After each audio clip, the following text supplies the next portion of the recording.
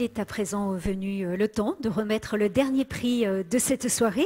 C'est le Master régional et pour le remettre, je vais appeler sur scène Thierry Cotel, conseiller régional, qui représente Carole Delga. Merci de l'accueillir.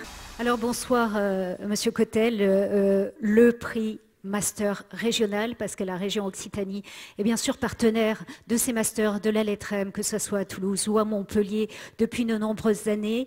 Un prix que vous allez décerner, qui est le dernier de cette cérémonie, avant de se retrouver pour échanger par la suite tous ensemble.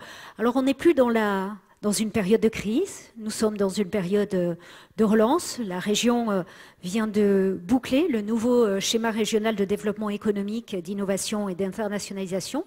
Celui-ci, il va produire ses effets pendant au moins les 6 prochaines années. Quelles sont les grandes lignes de ce projet ? Mais tout d'abord, bonsoir à tous et merci à la lettre M pour cette invitation. Effectivement, nous sommes partenaires de longue date et c'est toujours un plaisir de venir, que ce soit Montpellier ou ici, vous accompagner dans la remise de ces trophées. Alors, je vais faire une petite correction sur ce que vous avez dit tout à l'heure, sur le schéma régional. En réalité, nous avons voté la semaine dernière un regroupement en fait des différents schémas. Oui. Il y a évidemment tout ce qui tourne autour du développement économique, sur l'innovation, sur la formation, sur le développement extérieur. Tout ça, en fait, on l'a regroupé sous un patronyme de stratégie en fait, régionale, stratégie régionale pour l'emploi, pour la souveraineté et pour la transition écologique et énergétique. Que des thèmes dont nous avons parlé ce soir. Tous les thèmes dont on a parlé ce soir, donc on va en faire 3 axes forts évidemment pour les 6 années qui arrivent, c'est ce que vous expliquiez tout à l'heure. Donc tout d'abord l'emploi, évidemment, on comprend pourquoi l'emploi, tout le monde comprend que c'est important, d'autant que nous sommes une région qui accueille entre 45 000 et 50 000 nouveaux habitants chaque année, donc ça veut dire 24 000 emplois qu'il faut créer chaque année, donc bien évidemment on pousse à aider les entreprises. On a par exemple un budget 2 fois plus important qu'une autre région à taille équivalente pour le soutien aux entreprises. C'est dire en fait l'importance pour nous de pouvoir soutenir le tissu économique. Le deuxième élément, c'est la partie souveraineté. Alors pas souveraineté occitane, hein, on ne va pas se constituer en république autonome, mais participer en fait à la souveraineté industrielle, à la souveraineté énergétique de notre pays. Bien évidemment, si c'est Made in Occitanie, c'est toujours évidemment plus intéressant. Mais notre axe de développement pour les années qui viennent, c'est aussi de mailler en fait le territoire et de réindustrialiser. Ça nous semble évidemment nécessaire pour recréer ce lien entre les métropoles et des zones qui ont été bien souvent désertées. Et puis le troisième point, qui est la transition écologique et énergétique, bien évidemment, on cherche à appuyer, à aider à faire cette transition-là, et notamment sur la question énergétique, à décarboner notre industrie, par exemple. Pour être la première région région énergie positive, donc essayer de pouvoir produire autant par les ENR que ce que nous consommerons à l'horizon 2050. Alors nous sortons d'une période de chômage où il y avait donc, on va dire, il fallait aider pour pousser les entreprises, on va dire, à recruter. Hein, ça a été ça pendant de nombreuses années. Aujourd'hui, on rentre directement dans une période de tension généralisée dans le recrutement. Comment est-ce que vous pouvez aider et accompagner les entreprises ?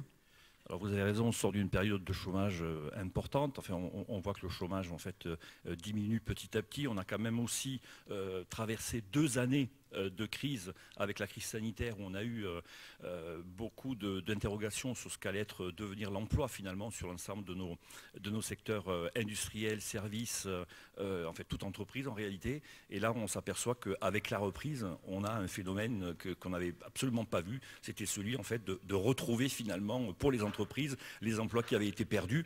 Donc pour nous il faut évidemment accompagner ces entreprises-là, on le fait au travers non seulement de l'attractivité d'un certain nombre de métiers qui sont en tension, en direction donc des jeunes, c'est-à-dire on a doublé par exemple le dispositif qu'on avait mis en place pour faire des visites d'entreprise, créer en fait ce lien nécessaire à l'accueil des jeunes pour démontrer qu'il y a tout un tas d'emplois qui sont évidemment des débouchés de vraies carrières. On le fait aussi pour les entreprises en essayant de les aider à trouver, à mettre en place des systèmes de formation et notamment des formations spécifiques.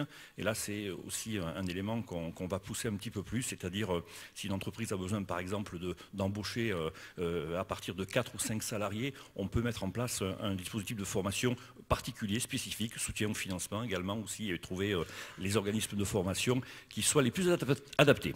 Et puis, on ne va pas tous les citer, mais il y a aussi l'accompagnement pour que les futurs employés puissent se déplacer, puissent faire garder leurs enfants, etc. Tout un tas de dispositifs que la région a mis en place. Que j'engage d'ailleurs, puisque dans beaucoup de chefs d'entreprise ici, puisque lundi après-midi à Toulouse, à l'hôtel de région, nous allons donc détailler l'ensemble de ces dispositifs que nous allons mettre en place pour les 6 ans à venir. Donc j'invite tous les représentants d'entreprise ou leurs collaborateurs à venir s'inscrire sur le site de la région et à venir assister donc à la présentation de ces différents dispositifs. Allez, je vous laisse nous annoncer quel est le dernier lauréat de la soirée, le master régional de la lettre M. Il s'agit de la société Celso. Et c'est Agnès Timbre-Saunière, directrice générale de Celso, qui me rejoint sur scène. Le master régional est décerné à Celso. L'entreprise familiale Celso est spécialisée dans la transformation de mousses techniques et de matériaux cellulaires souples. Grâce à une maîtrise de l'ensemble des familles de mousses, la société tarn-et-garonnaise propose à ses clients des produits spécifiques et développe des marchés de niche à forte valeur ajoutée. Celso réalise aujourd'hui 60% de son activité dans l'aéronautique et 20% dans le secteur médical.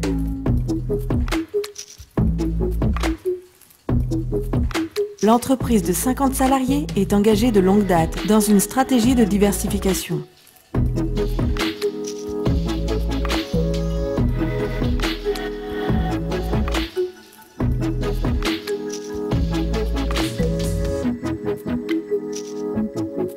Master régional, Celso. Félicitations Madame pour ce master régional. Dernier prix de cette soirée remis par la région Occitanie.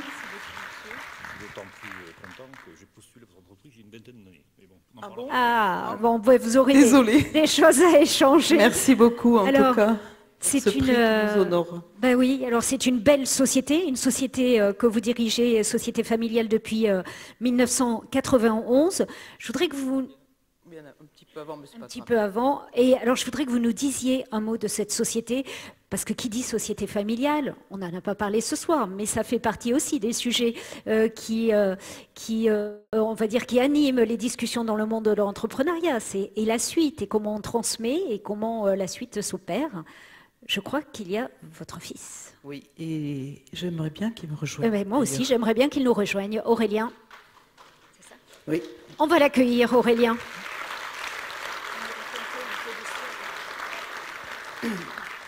Bonsoir, je vous en prie, venez avec nous. Alors racontez-nous un petit peu cette histoire. Alors l'histoire, elle n'a pas commencé en termes d'entrepreneuriat en 1987. Les entreprises, de temps en temps, elles changent de nom. Il y a des phénomènes économiques, macroéconomiques qui font que la structure en tant que telle ne suit pas. Mais en fait, en 1905, c'est mon arrière-grand-père qui a commencé cette saga industrielle en Occitanie, puisque c'était dans l'Aude, et puis par les chapeaux d'Esperaza, les chapeaux de Caussade. Mon grand-père s'est retrouvé à Caussade, donc et nous sommes à Montauban. L'entreprise a toujours été innovante et chaque génération a amené sa pierre. Je pense que c'est ce qui est intéressant dans notre projet industriel. Mon grand-père a commencé à faire du marquage alors sur les parties cuir des chapeaux de feutre. Il a utilisé le feutre pour faire des panneaux acoustiques pour les véhicules pans noirs. Et de là, il a récupéré la mousse après la Seconde Guerre mondiale. De la mousse, il y a eu une large diversification à l'arrivée de la télé dans les foyers, des congés payés dans le caravaning. Mon père, qui a repris ensuite, il a orienté son industrie, sa stratégie, c'est de faire de l'industriel, du produit industriel. Donc des gens vont s'orienter sur un produit technique de la mousse. Et puis quand je suis arrivée, Toulouse, il y avait quand même des avionneurs. Nous avons commencé à regarder ce qui se passait. Et aujourd'hui, donc, nous sommes leader mondial sur l'aménagement des cockpits aéronautiques. Ça veut dire 100% d'Airbus, les pilotes sont aussi sur nos coussins, quelle que soit la compagnie aérienne, chez Boeing, Embraer, Irkut, Comac, ATR bien sûr, les hélicoptères, l'aviation privée. Et puis aujourd'hui, moi, mon rôle dans l'entreprise, c'est de continuer effectivement à orchestrer cette saga. Et puis surtout, à 5 ans, c'est de la transmettre. Je n'avais qu'un relais à un moment donné. Et Aurélien, j'ai eu la grande joie qu'il choisisse de me rejoindre. Et donc, je lui souhaite de belles choses parce qu'une entreprise, alors c'est une petite entreprise, mais avec un développement international qui nous amène beaucoup de joie. Et toute cette histoire, c'est aussi nos salariés, hein, parce qu'on l'a dit plusieurs fois dans la soirée, effectivement, sans les hommes et les femmes qui nous animent et qui vivent dans notre entreprise, on n'est rien du tout. Et puis on le voit à travers l'histoire que vous racontez. C'est pour ça que je voulais que vous la racontiez, parce qu'on voit l'agilité qui doit tout le temps être là. On a évoqué tout à l'heure avec Loïc la capacité à faire évoluer ses idées. Là, on voit à travers toutes les générations, chacune qui a su réorienter. Vous êtes aujourd'hui, vous avez impulsé une stratégie de différenciation en orientant vers des activités, on va dire, des marchés de niche. Quels sont les différents marchés, je voudrais qu'on redise un mot, des marchés à forte valeur ajoutée sur lesquels vous travaillez? Alors effectivement, pour moi, une PME dans une région comme la nôtre, enfin, et surtout avec des conditions économiques de coûts de main-d'œuvre, etc., il faut innover, effectivement. Et puis, j'ai toujours cherché à aller vers des marchés de niche et d'y amener le maximum de valeur ajoutée. Quand on fabrique la mousse, c'est un bout de mousse, quoi. Vous êtes assis dessus, c'est pas très fun, puis on ne nous voit jamais. Mais par contre, on remplit beaucoup de fonctions. Donc en fait, dans un monde aussi qui, en fait, je suis coincé, enfin, nous sommes coincés entre les fabricants de mousse qui sont des mastodontes de l'industrie chimique et nos clients. J'ai cité quelques noms, mais on livre aussi, enfin, je vais vous le dire un petit peu après. C'était de trouver effectivement la voie d'exister et la voie d'être reconnu. Ma plus grande fierté dans ma carrière, je pense, c'est le jour où Boeing est venu nous chercher à nous, à Montauban, pour fabriquer les coussins de leur cockpit. On est Celso à Montauban, quoi, je veux dire, et Boeing vient vous chercher. C'est vrai que c'est quand même une sacrée fierté. Et ensuite, en termes de stratégie, j'ai toujours voulu ne pas dépendre d'un client. Donc, effectivement, on fait de l'aéronautique. Aujourd'hui, c'est devenu le chiffre d'affaires. Mais ce chiffre d'affaires, il est hyper bien partagé entre l'aviation commerciale, l'hélicoptère et l'aviation privée. Ce qui fait que même en 2020, en ayant perdu un peu de chiffre d'affaires, je ne l'ai pas obligatoirement perdu sur le marché de l'aéronautique. Il a continué à croître dans des secteurs d'activité. Le médical a été beaucoup plus en baisse parce qu'on s'est concentré uniquement sur le traitement du Covid. Et donc, on livre également les marques B.A.B.A, on fait du matelas d'hôpital, on fait enfin un tas de choses, du sport et loisirs, ce qui fait qu'on a une diversification de marché et toujours en utilisant les fonctions de ces matériaux. Merci pour ce bel exemple que vous nous montrez et ce témoignage que vous nous apportez ce soir.